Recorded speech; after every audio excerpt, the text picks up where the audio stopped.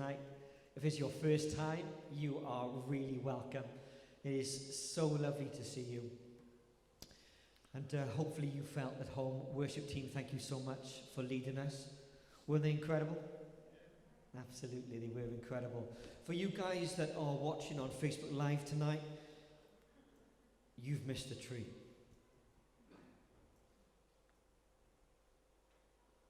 So be here next week. So tonight, normally I'm continuing my series, or I would be continuing the series, but I've been away this week in an Elim conference, and God has dramatically spoken to me. So if it's okay with you, I'm going to come out of the topic that I was talking about, which was of course about building a wall, and certainly looking at Nehemiah, how that was happening, that season of where we're at. But tonight we're going to be looking at faith. Faith can be something which is, oh my goodness, we panic about, we worry about, we get stressed about. What is faith? Well, tonight I'm going to be looking at it from this point of view: fear or faith. Fear or faith. See, the reality is that we do fear stuff. That is a reality. We get worried, we get anxious, we can get stressed. And if I were to give you some little points tonight of saying, there's maybe in the natural some challenges that you may face. I don't know how sporty you are, but say that you were going to be swimming across the channel.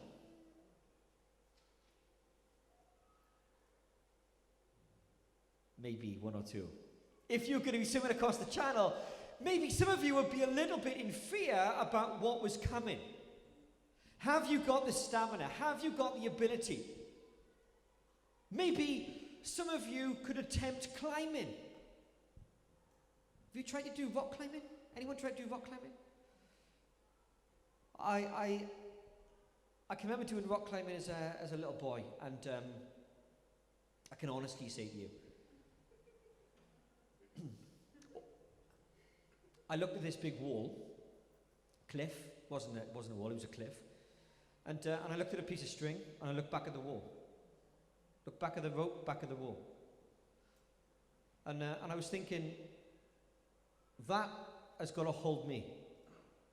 Even worse, as we're climbing up, this guy's just saying, all you've got to do is just clip yourself to the wall. All you need to do is, as you go up stage by stage, you just clip yourself in. I can clearly remember thinking, oh my days.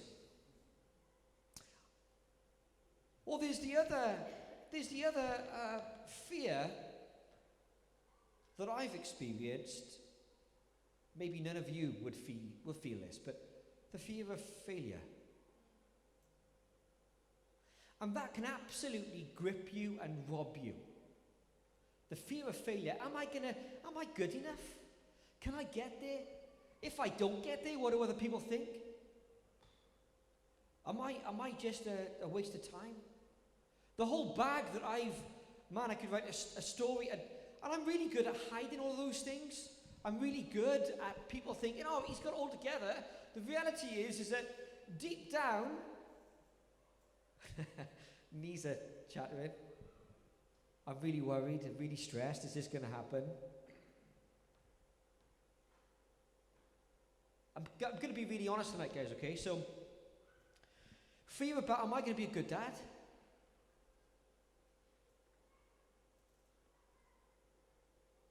Am I going to fail?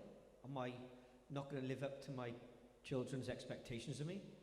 Am I not good enough? Yet what do others have? What's the other expectations? And we've spoken over the last couple of weeks about living in a society whereby we've got a whole culture of taking the photo of the exact place and time where you're smiling and the world looks amazing. And the perspective that others look at think, oh my goodness, what a great dad. And I look in and going, I haven't had time for that. must be really bad. And all of a sudden, you start to think negatively because of somebody else's photo that actually isn't real. It's not true. There was some years back, a few years ago, we went to holiday to Spain with a few friends, and I can remember walking from the back of the hotel, and we were walking in front of, like, the sea was to the right of us. We were walking across, and there was a photo shoot that was just happening,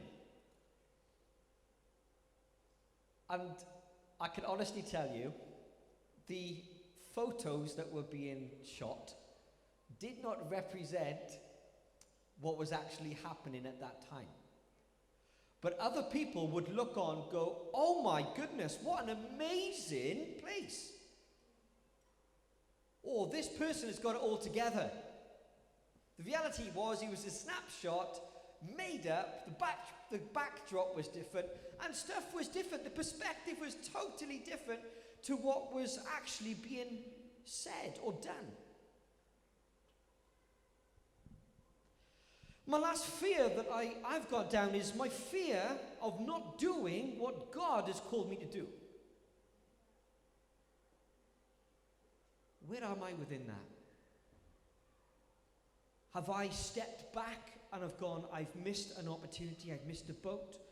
Or has fear gripped me, paused me, and now I'm in a place where, am I not in the will of God? Am I not doing what God's called me to do? Just because I think I'm not good enough? Am I there? Obviously, I'm talking to myself tonight. You guys wouldn't feel like that. But here's some stuff that kind of counteracts this. So there's my fear, but let me give you some practical stuff. See, let me go back to swimming. Maybe go back to the channel crossing. Fear will say that you're not good enough. Practically, faith in action could be, actually, you prepared for it. You put the time in, you put the effort in, you're ready for it. So therefore, I'm going to counteract the negative stuff of my thoughts, and the reality is, I put the time in, and now I'm going to reap the rewards. Do you see how that happened? Just because I'm choosing to look at things from a different angle. Secondly, I could say, well, if I'm going to climb that wall, I've got the best safety harnesses. I've got the best safety equipment. I've got the best tuition that I could have had. Therefore, I should be in a good place.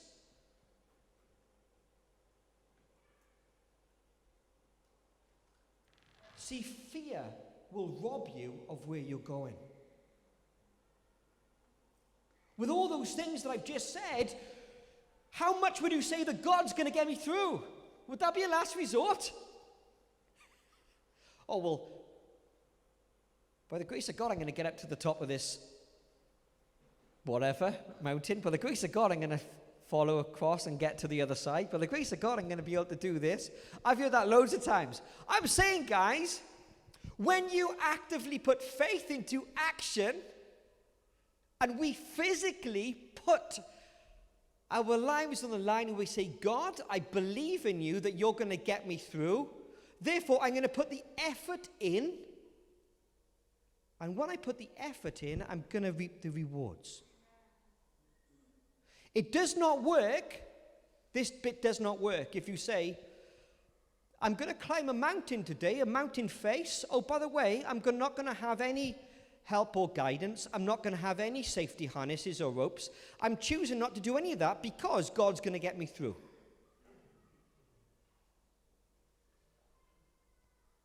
It's like being stuck on that island, that very old phrase of that people have said in the past of, it's okay, I'm stuck on this island, and God's going to send someone to come and rescue me. And a little boat goes past, and the boat goes past, and the person waves off the island and says, it's okay, God's got a better boat for me. And then a few days later, a bigger vessel comes past, and they toot and they wave and they say, come on board. And they go, no, you're just a small little shipping vessel. God's got something bigger for me. I'm just going to wait here. It's okay. Day 3, God sends a huge boat through. And you go, no, it's okay. God's got the Royal Navy for me. It's okay. There's something better coming. Guys, how many times do we have to listen to the voice of God? God sends us stuff, and yet we go, it's all right, God, I know that you got something better for me planned.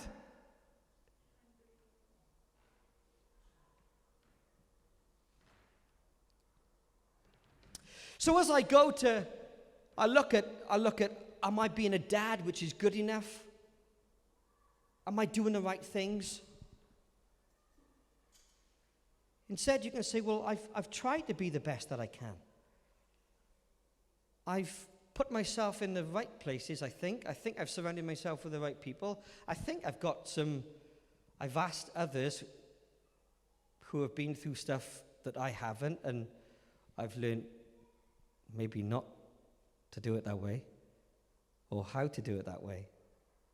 But either way, you think, I've done the time, and I've put the time in. And then comes the bit that you say, God, I place my family in your hands. Whatever comes, I know that you've got my family. I know that you've got them. And I'll do whatever I need to do to be able to help. I'll try to be the best that I can, but let me just show them Jesus by my actions.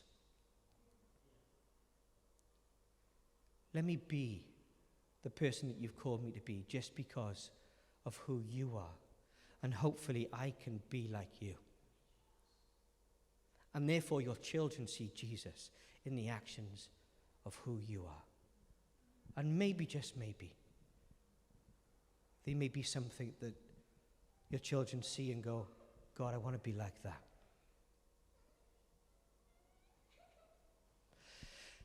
And as I move on to the last one, the fear of not doing what God's called me to do, I have this all the time. And I have to come to a place where I think, well, I believe I've listened to the voice of God, and I've acted on the voice of God. If it doesn't work, if I failed, at least I failed trying. And at least I've believed I've stepped out for the voice of God.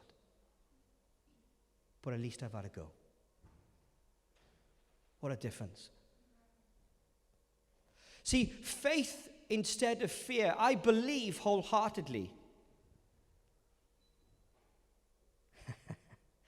that God gives each and every one of us a different measure of faith. We're not all the same. Every single one of us has a different measure of faith. Your faith is different to my faith. And tonight I'm going to prove it to you.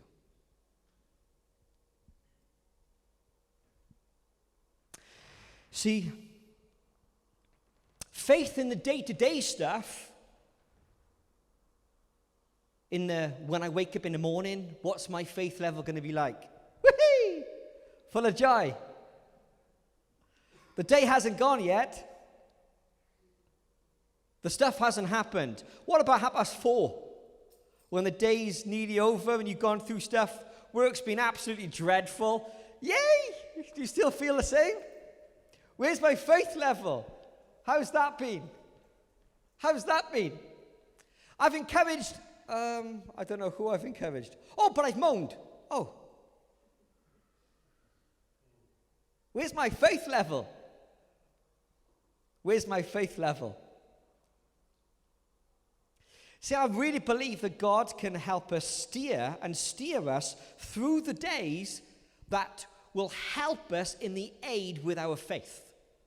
I believe it wholeheartedly. When you start your day right and you say, God, I give this day to you. It is a brand new day, over to you. I believe that God has the opportunity in our lives to open and close those doors, to send us down those right paths, to help us direct down those corridors. You know, even a few weeks ago when I was in the hospital, by the way, lovely hospital that I was in. But it's like a maze. If you don't know it, it's like a maze. So it's like, which way do I go? It's a bit of a challenge, there's no doubt. But guys, looking at your faith levels, it's almost like this. I don't know which way to turn, but God, I need you to direct my path. I need you to help me.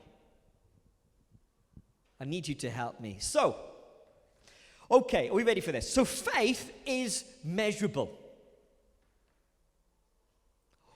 Oh, I can hear a pin drop. You're thinking, Pete, you're talking nonsense. No, I'm not. See, in heaven, what is the transaction currency in heaven? Faith. Faith is a transaction currency in heaven. That should get you excited. Because we don't deal in money, we don't deal in gold. Gold's on the floor. God's laid the slabs with that. That's what he thinks of that. He's not bothered. Money's don't worry about it. It's fine. But the transactions of faith. Oh, being built up. Right, I'm going to prove some stuff to you. I can see that you're all glazing. You're going, I don't get this, Pete. So, Mark 4, verse 40. Mark 4, verse 40. Jesus calms the storm. So it says this. As evening came, Jesus said to his disciples, let's cross to the other side of the lake. So they took Jesus in the boat and started out, leaving the crowds behind, although other boats followed. But soon the fierce storm came. High waves were breaking into the boat, and it began to fill with water. Jesus was sleeping at the back of the boat with his head on a cushion. Great picture. All right, so he's sleeping, head on a cushion. The disciples woke him, shouting, Teacher, don't you care? Don't you care that we're going to drown?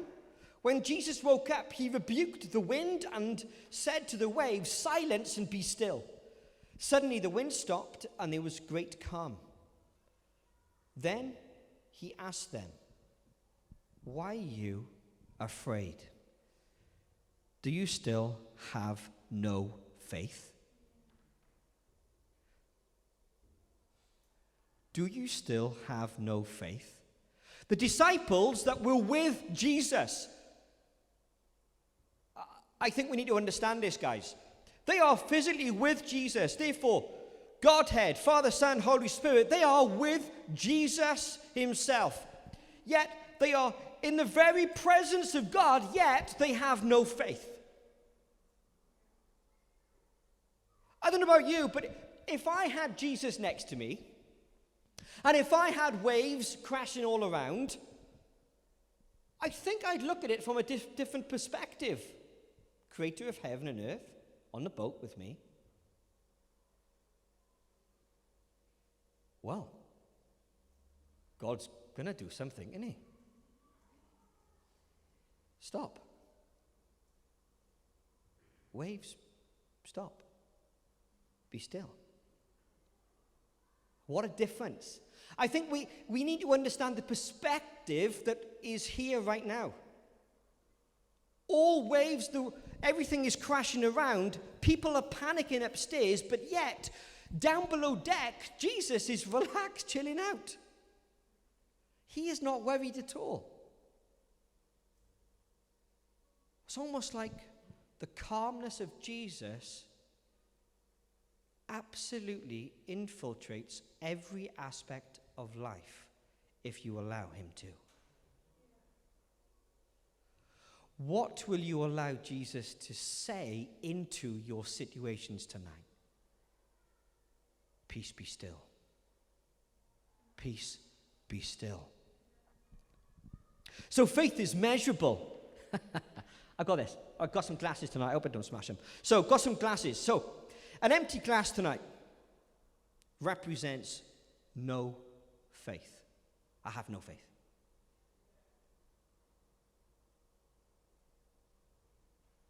I was looking for something to put it on. I'm not going to put it on the piano. So,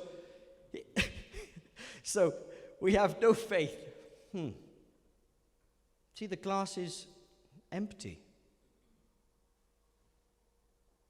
Yet, there's other places in the Bible where all of a sudden things change. Let me show you. Matthew 6, verse 30. Matthew 6, verse 30. And if God cares so wonderfully for our wildflowers that are here today and thrown into the fire tomorrow, he will certainly care for you. Why do you have so little faith? So we had no faith. Now we have little faith. Let me just show.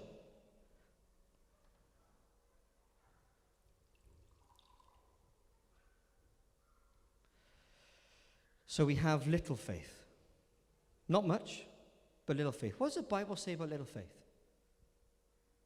If I have faith as small as a mustard seed, I can move a mountain. Little faith. If I have a little faith. Thank you, Luke.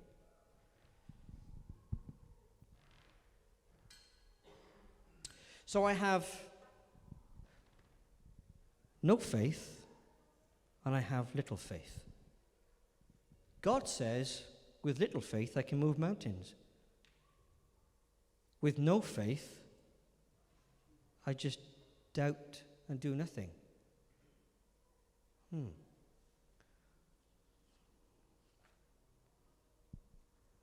So let me look at somewhere else then. Matthew 8. Matthew 8, verse 5. When Jesus had entered Capernaum, a centurion came to him, asking for help. Lord, he said, my servant lies at home paralyzed, suffering terribly. Jesus said to him, shall I come and heal him? The centurion replied, Lord, I do not deserve to have you come under my roof. Just say the word, and my servant will be healed. For I myself am a man under authority with soldiers under me. I tell this one, go, and he goes. And that one, come, and he comes. And I say to my servant, do this, and he does it. When Jesus heard this, he was amazed and said to those following him, truly I said to you, I have not found anyone in Israel with such great faith. With such great faith. So, here we are.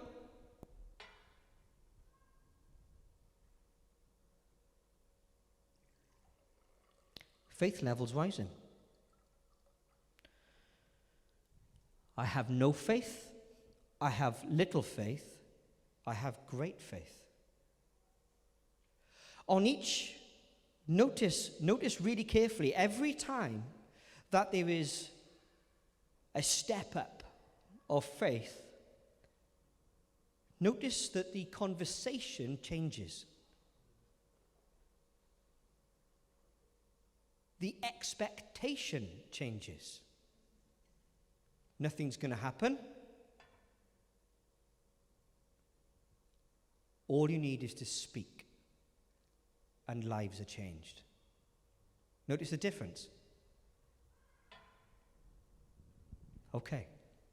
I can see you enjoying it. So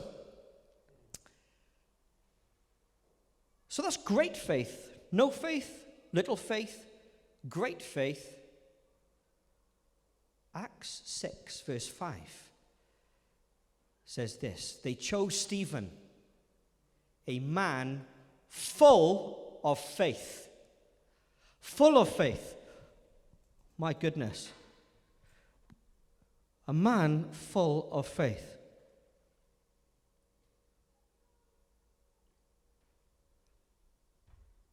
Wow. No faith, little faith. Great faith, full of faith. Notice this, guys. There is levels of faith that you can have. Levels of faith that we can go through. I'm going to be really practical tonight and say this. Faith is a muscle. If you are willing to use that muscle, then every time you use it and God answers your faith levels, the next time, won't you believe for more? Won't you have an expectation that God is going to do more than he did last time? Why? Because he met your expectation? Come on. See, when God does the amazing, you think, wow. See, if I challenged tonight and I said, right, okay, I want us to go and to do something brand new, and as a church, it's going to cost us 50 quid. Okay, we can step out in faith. The reality is, 50 quid. We got that in the bank? Yeah, we got that in the bank. So we have, as a church, we got 50 quid. We're all right. So we got 50 quid in the pocket. Now notice this, guys. How much am I really exercising my faith right now? Not very much. According to the financial side, not very much. But if I say, God, I know that I need to step out in faith, and I know that I need to do something very different. So God says, okay, this is going to cost you now. So the next time he says, right, this is going to cost you £1,000. I say, okay. At this point, we go to the oversight and we say, guys, this is going to cost us £1,000. They go, okay. You sure? Yeah, I'm sure. Not because that they don't believe in faith, but here's the thing. We also have to be, on a practical level, God's given us a sense that we have to be wise stewards of the money that God has given us. And I'm okay for being questioned and asked, is this the right thing? Absolutely. Do it all day long, but don't come to me, come to Dave. So it's okay that we're going down this road. Now, as a faith level, we say, oh my goodness, it's going to cost £1,000. Have we got it? Yeah, we have. Faith-wise, it's going to cost us. Is it really stretching us? Really? Maybe not. What if I leap forward a little bit and say, okay,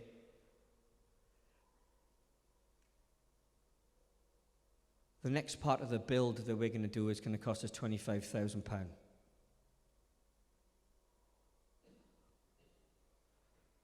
And we say, okay.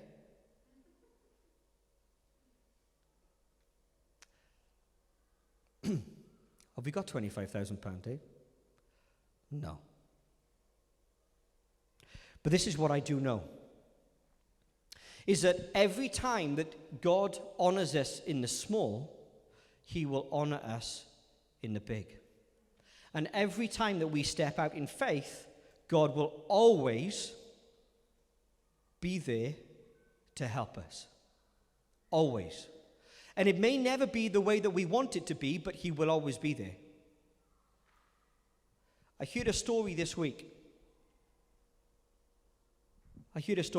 of a guy that started out to do a youth ministry. The first youth ministry that he was putting on cost him 50 quid. It was okay. He had 50 quid. He did it. The second time he did it, it cost him about 1,500 quid. He didn't have 1,500 quid. But nevertheless, he said he believed that God told him to go and do it, so therefore he went and did it. And on the night, £1,500 came in. Then stepping on a few years, a youth conference that now takes place in a small church called Audacious. This is the bit that no one knows.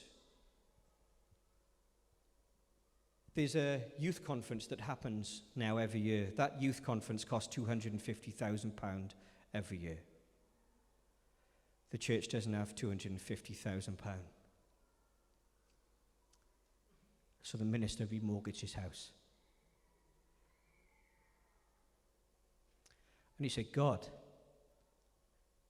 either I lose my house or your work gets done. He's had to do that now 4 times. And every single time God has met the need. And every single time the expectation that God's not just going to meet it, but he's going to press down, shaking together, running over, and do more than he ever needs there and then. So right now, as a church, Audacious Church, they started off in a small warehouse. They've gone to planting a few churches. The next phase was planting just gone through COVID, and of course they've gone through a really tough time. Their cost of a church, the church plant that they had was £9 million. They didn't know if they were going to have the money. But on the day, the money came in. Oh, by the way, it was given online. No one actually met up. Let me just come full circle. They're now in a place whereby the church is expanded, and they're believing for £150 million. Started off with 50 quid. But now the faith level has risen. I could go over some stories of my own, but I wanted to say that tonight because I believe wholeheartedly that when we speak about faith in action, I don't know about you, I get a bit excited because you listen to the voice of God with where God has moved, and you think, wow, this has been incredible. I just want to say this, guys. Last year, we said that we were going to be expanding Elevate Church. And of course, the rock building came and we started to do the renovations. We did not know how much that was going to cost. We had some guesstimates. We had some people come in to give us quotes. And of course, the quotes were only what they could see, not what couldn't be seen. So we underwent the build, and I can honestly say that God has remarkably done what only he can do. See, when we started off in the accounts, we did not have, when you look at it in the natural, the money that we needed to get it done. We did not have all the money. True?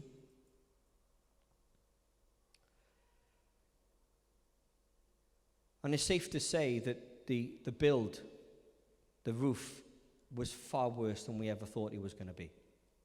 When they started to take it off and found that the timbers were rotten and they had to be repaired and that extra work had to be done, the work just, you couldn't stop halfway, you had to just get it done. Reality is it cost far more than we ever thought it was going to. We started off with about 10,000 and the build just went on and on and on. And it's around about the £20,000 mark that we've had. I just want to say that the cost of the build is, this is how good God is. We don't owe anyone a penny. Everything has been paid for. And just by saying, God, this is over to you, this is your build, this is your house, you've got to let it do whatever you've got to do. But here's where we are right now.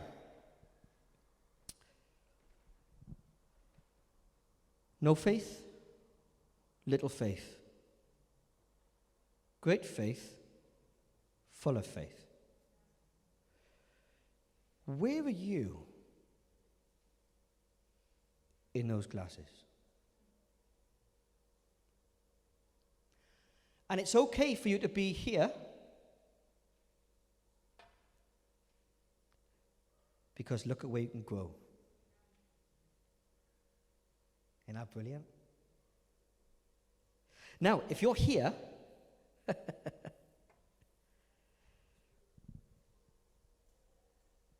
the expectation of your faith means that you're going to go through some stuff.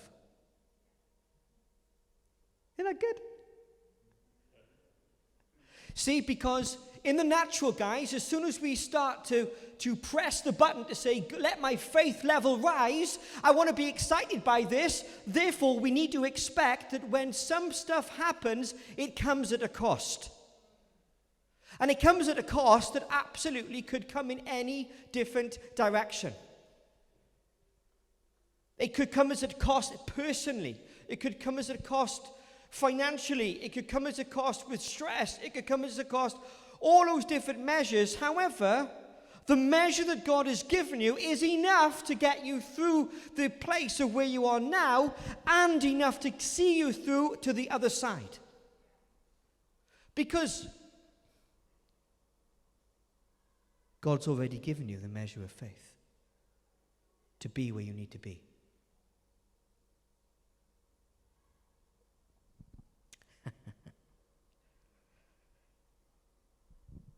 Tonight, where are we within our faith level? I have to ask.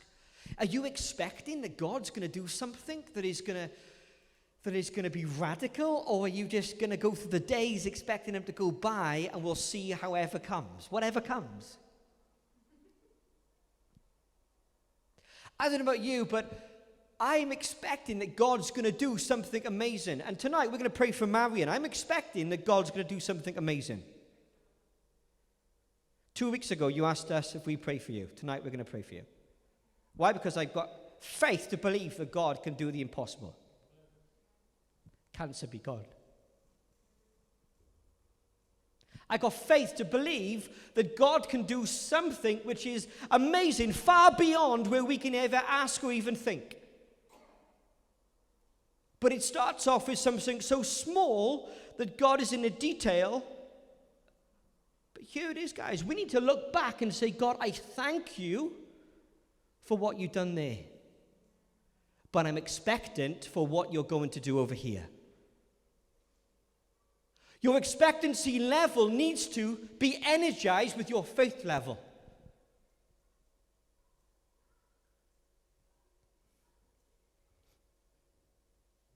What was that song tonight? Let our faith. Did we sing that tonight? Well, you're welcome. We didn't sing that tonight, did we? We did. We did. We didn't sing that tonight. Oh, it was in my head in any case. So we need to be people that are absolutely full of faith and have the expectancy that God is going to do the impossible. We have to be. In the Bible, it actually says that it's okay for some people to have little faith because somebody else may have much faith, and their faith is enough for them.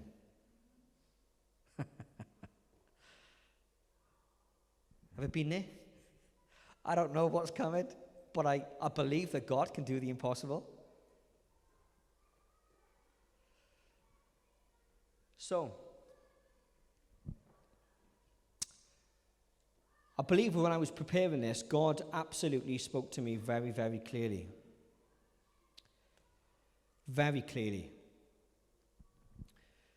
And sometimes it is so important that we put things written down, that we say, God, on this day, I believe you said this is going to happen.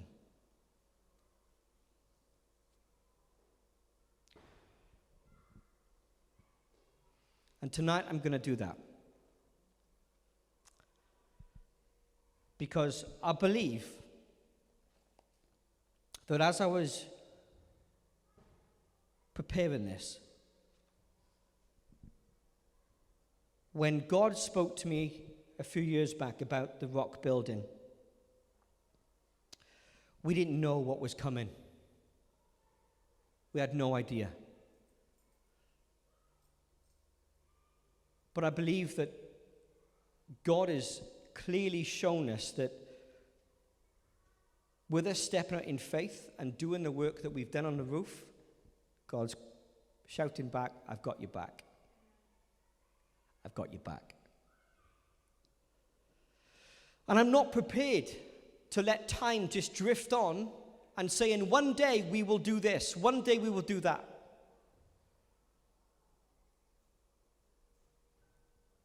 So,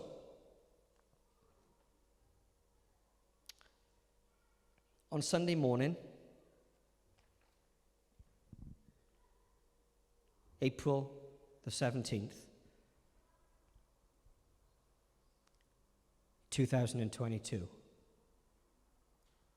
Easter Sunday morning, we will open the Rock Church.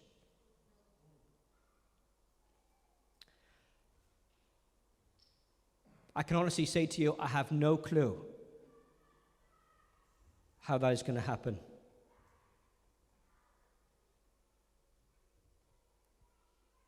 I have no clue, because we don't have the money for it right now. But he does.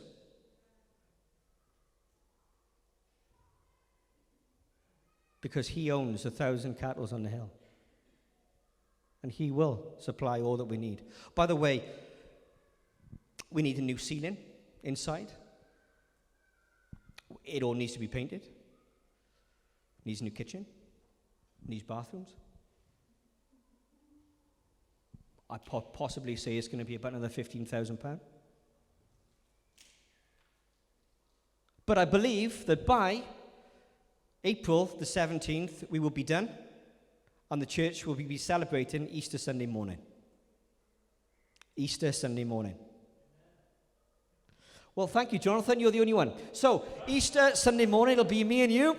Easter Sunday morning, I believe wholeheartedly, the 17th of April 2022, there will be something which will be absolutely incredible happening.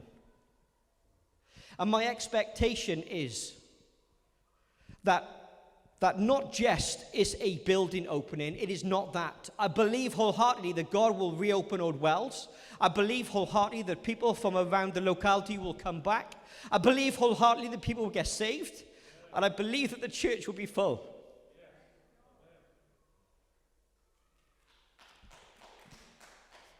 I believe.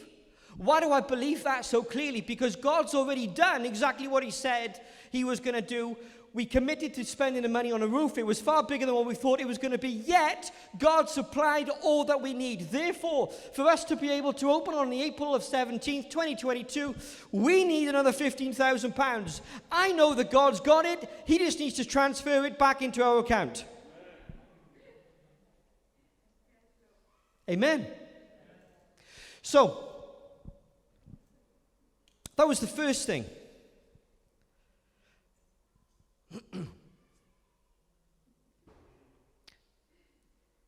Second thing. This one is okay. This one won't cost us anything, apart from our own time. From this Tuesday on, we will be opening up here from 7:30 to 8:30. We're going to be holding up Bible studies. From this Tuesday, from 7:30 to 8:30, only an hour. Because I believe that if we're going to be doing this on April the 17th, it needs to be underpinned with prayer. And we need, more than ever, for the people of God to be pulled together to do this. So every Tuesday, 7:30, we're coming here for prayer and for a Bible study and a coffee. Are we all okay? If I'm by myself, guys, that's okay. But you're all welcome. And for anybody watching online tonight, and if you're watching and you're thinking, man, I want to get involved with the new church that's opening up. I want to be able to get involved with this. I want to get involved with the prayer that's happening on this week. I want to be able to do this or do that. I'm saying tonight, you can.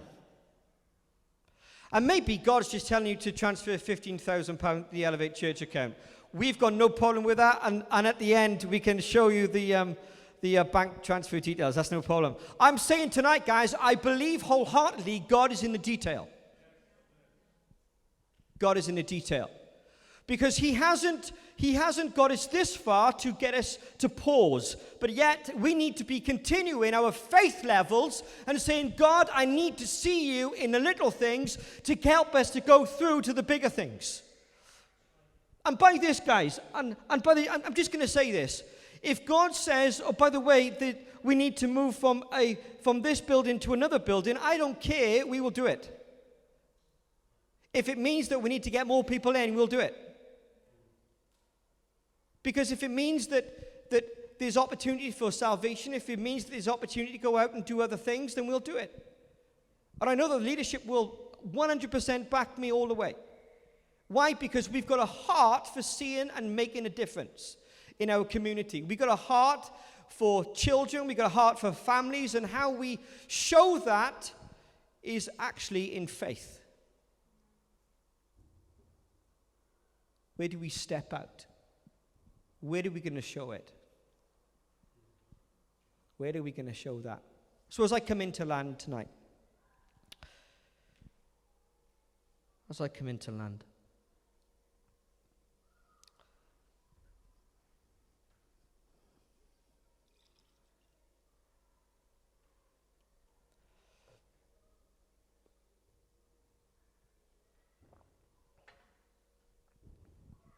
just maybe I've got you a little bit excited. Maybe. Maybe I've managed for you to think about your faith levels. Maybe I've managed you to think, man, where are we going to go? Maybe I've got you to think about, well, if I sow into this, then I believe that God is going to be able to do more than we could ever ask or even think of. I believe that if I spend my time and my effort in this direction, I believe that God will pour out our blessing. I believe that if we step out and do something new, God will honor us and will absolutely pour out his blessing upon each and every one of us. But guys, with everything, here's the crux. We can talk about faith all we want. But faith requires action. And if there's no action, my question is, where's the faith? And that can be quite a challenge. But tonight, I'm absolutely